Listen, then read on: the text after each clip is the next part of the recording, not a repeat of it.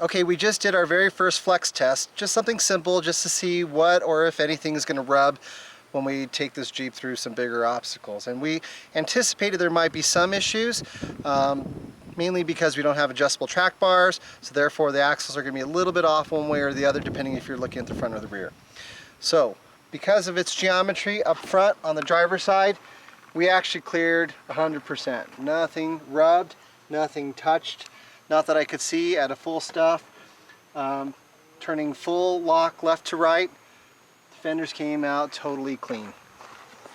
You can see there are no rub marks. We took photographs to verify that the wheel would pass through at a full stuff, full lock. Everything's good. You can see it's all clean. No rubbing, no scratches, no nothing. Okay, so we're going to go to the passenger side. Because the axle shift is toward the driver's side without some kind of a track bar relocation bracket or an adjustable track bar, we anticipated seeing some rubbing, and we did. So, just minor. There's a little bit of rubbing. As you can see, the tires left these marks up in the fender liners. Right here, right here, right here a bit. Maybe just a touch here, maybe not. I did see where it just barely brushed up against here at a full stuff, I mean full compression of the bump stop, but otherwise the back end is completely devoid of any damage whatsoever. Or not damage, but scratches. There was a brief moment that we did see where the tire did kind of make contact with this loose panel here, but not enough to really make a difference, and I think this is something I might even be able to zip tie out of the way, but it was so minor it wasn't even really worth mentioning. Okay, so let's go over to the driver's side rear. The driver's side rear, right from the bat, right from the get-go, I knew that this was going to be an issue. This little back end plastic piece here, I could see that this was going to be a point of contact, and as you can see it was. But what I wasn't anticipating was that the fender liner itself above would get some catching as well. Of course, this is on the driver's side and the track bar pushing it over. I was expecting, I don't know how much damage, but you can see this is something we can definitely remove. And this piece right here is definitely something we can either reshape with a heat gun or trim out if necessary.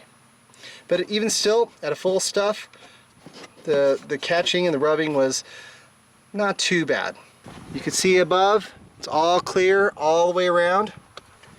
And even down below, on the JK where we'd have the issue of the pinch seam, you could see that the rocker guard or the rock sliders are pushed forward enough, and the pinch seam is angled enough to provide plenty of clearance. We didn't even come close. Okay, so now where we did have a problem was on the passenger side. Passenger side, we had the same issues of rubbing on the back end of the fender liner, but it caught significantly. And enough so to not only push on this lower bumper piece, but the tread was catching on this fender liner here, and it totally pulled it up and out of the way, folded it over. This is definitely something we're going to have to rework when we get back to the shop. Otherwise, everything else came out pretty clean. No other rubbing issues whatsoever. So overall, it looks like this is the worst of it, and I think all that can be addressed. Alright, so now that we know we're having some rubbing issues, like on the back of this bumper cap in the fender well, we're going to go ahead and remove it because I don't think it's going to be helping us any. I'm going to use an 8mm socket to get off these two panel screws. Looks like there's one back here as well. 3 screws.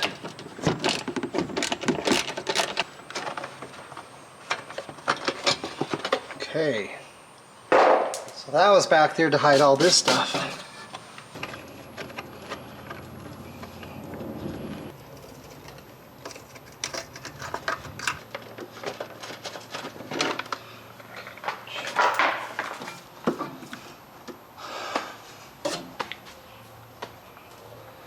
So now that we have the plastic covers off this rear bumper, we've been looking at this metal piece right here, and we're trying to decide whether or not it's structural or whether or not it's important. And so far as I can tell, its main purpose is to have this piece right here continue all the way down. And you can see there's a mounting point right here, as well as these 2 points here.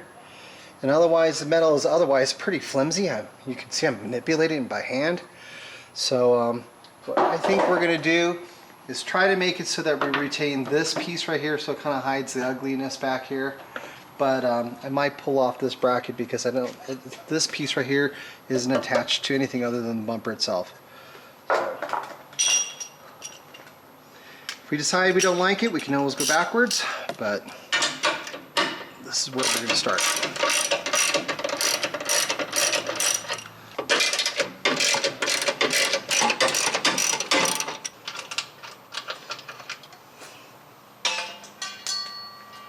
So rather than trimming this piece, it looks like the fender liner itself had just been embossed and molded to fit this piece right here, which was in effect designed to hide the pinch seam. As you can see, this would have tucked in. So now that we're removing this piece, I'm going to see if I can't heat this up with the heat gun and just kind of reshape it up and out of the way.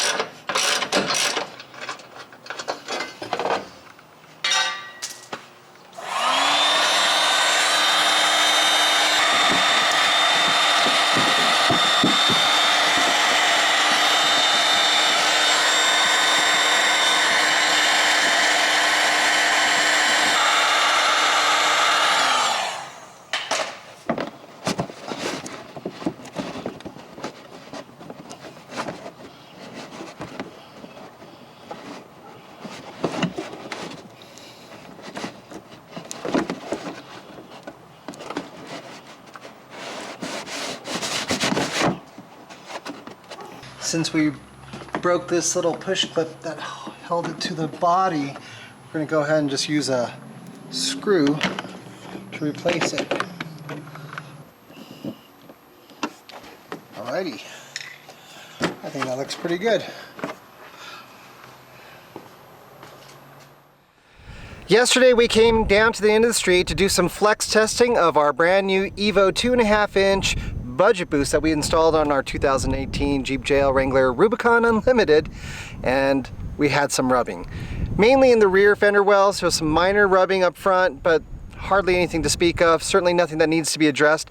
But in the rear, it was enough that it was starting to take out our fender liners. So yesterday we spent some time making some modifications and shaping things a little bit differently and removing a couple panels. And today we're going to be testing it out again on the exact same obstacle. Going to get to a full flex and see how it does.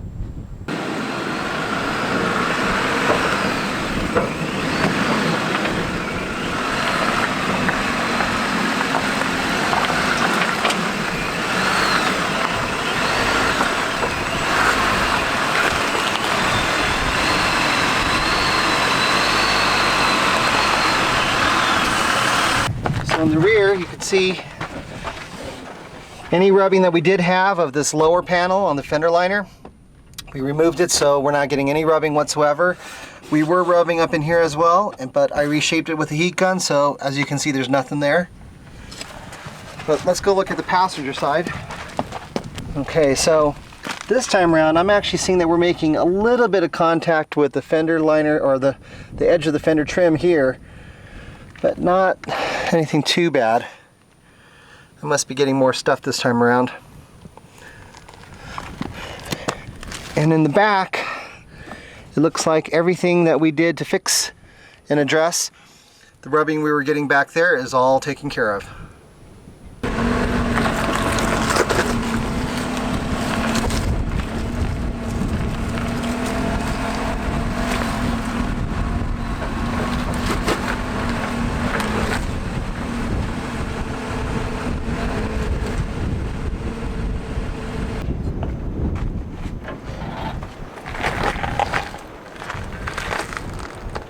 All right, looks like in the driver's side we even have more room than the passenger, but then again we saw most of our fender liner damage on the passenger side rear wheel well. You can see there's maybe a good 3/8 of an inch of a gap there, and in here we're totally missing the fender trim, so we're all good in the rear end on the driver's side. Same points are rubbing on the fender liner up front, but I don't think it's enough to matter.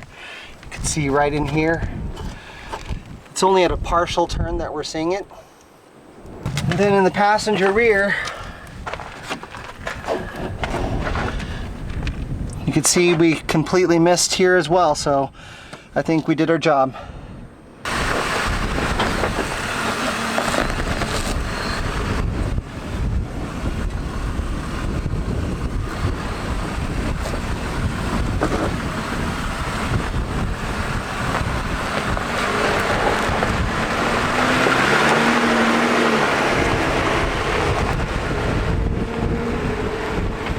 So I'm happy to say that the modifications we made and the reshaping of the fender liners did the trick.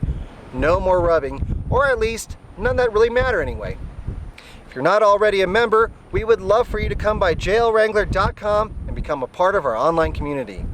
Until next time, we'll see you again here on the JL Journal.